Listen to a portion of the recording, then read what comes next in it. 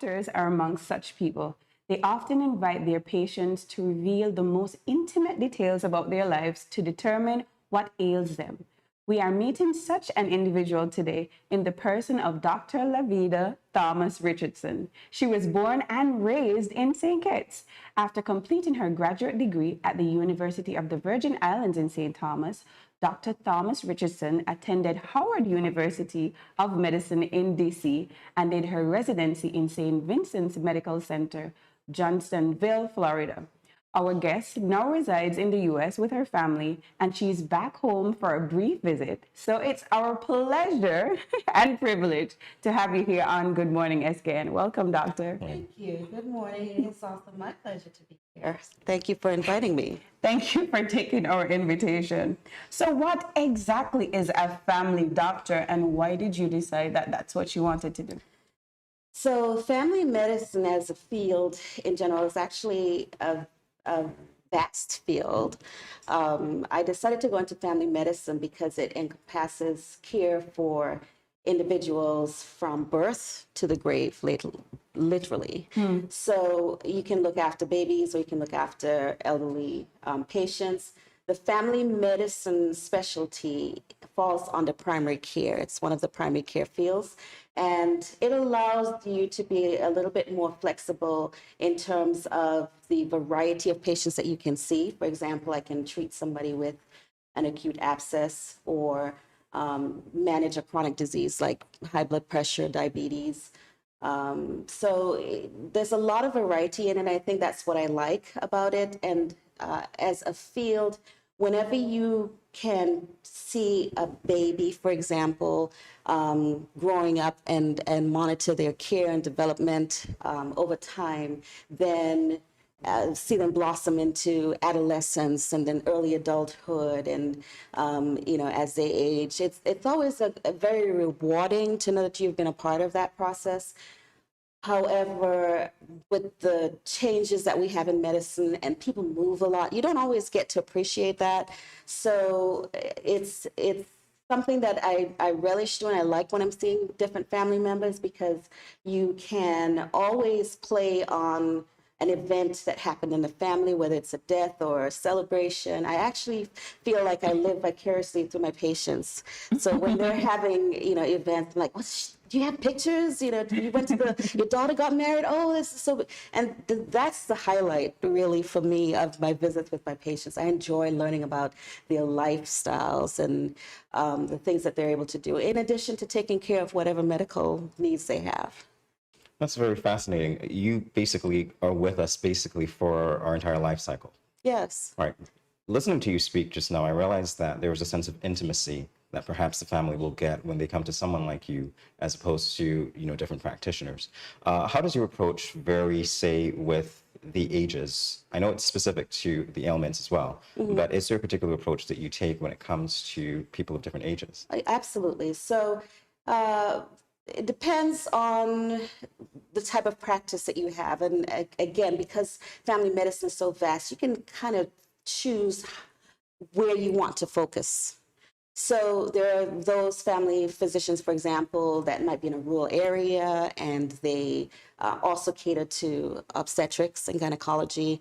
There are some that will do full colonoscopies. And so when it comes to the initial phases of a person's life, the pediatric phase, then you look for developmental milestones. You watch to see in pediatrics whether or not, is a baby crawling when they're supposed to? When do they transition from mother's milk to solid foods, and how do you make that introduction?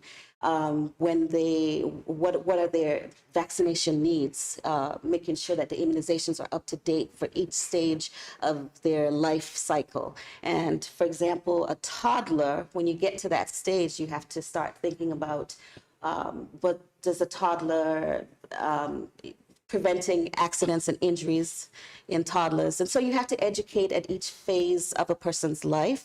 You get to adolescence, the topics you have there are going to be very different from what you discuss with parents who have younger children. You're going to be talking more about, sexual disease and STD prevention, or their own sexual health and development, as well as, problems with school, screening for depression.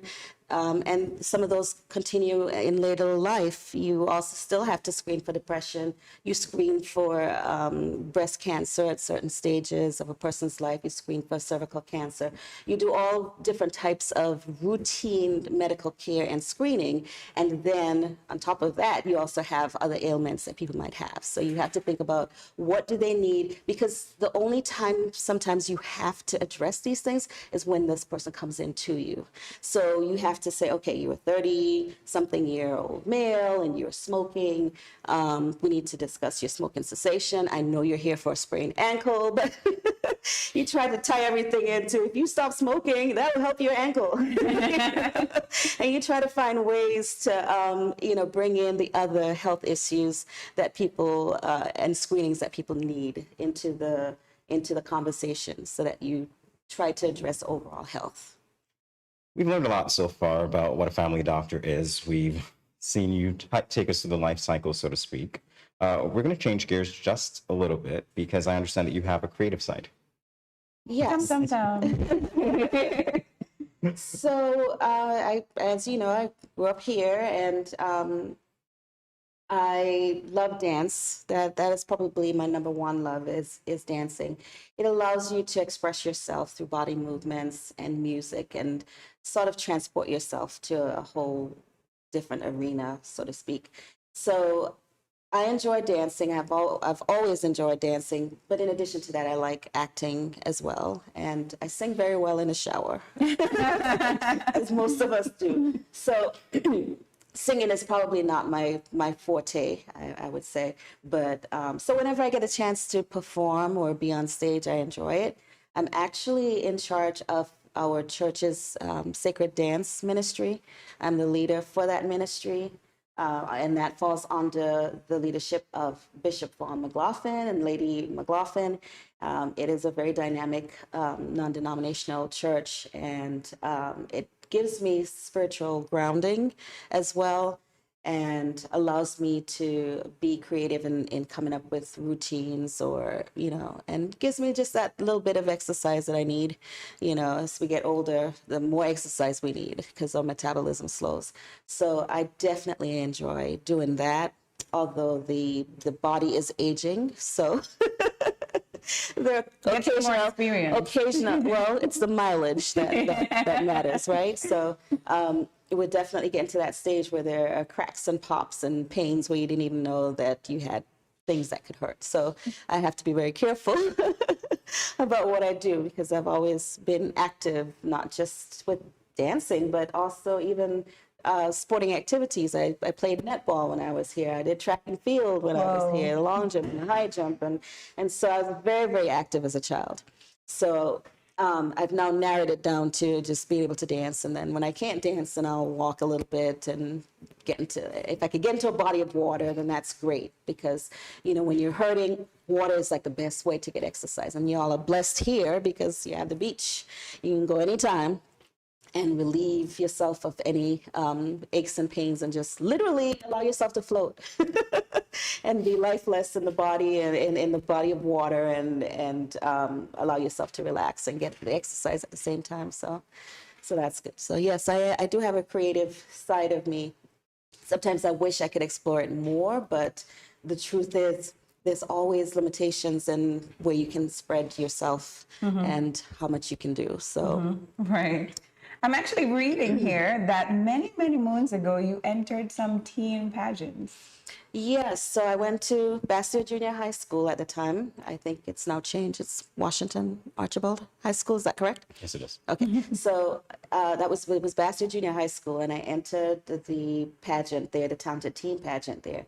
At the time, I represented Red House, and I won that pageant, and so that qualified me to go on to the National Talented Teen Pageant, which is a pageant where all the teens compete from different schools around the island.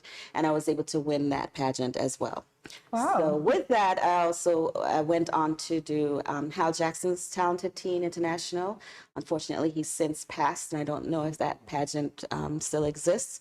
But we did the Hal Jackson Talented Teen International as the first representative from St. Kitts and Nevis to go to that pageant, and it was a great experience. It's always great when you can be an ambassador for your country and represent well, and also interact with people from different backgrounds and cultures.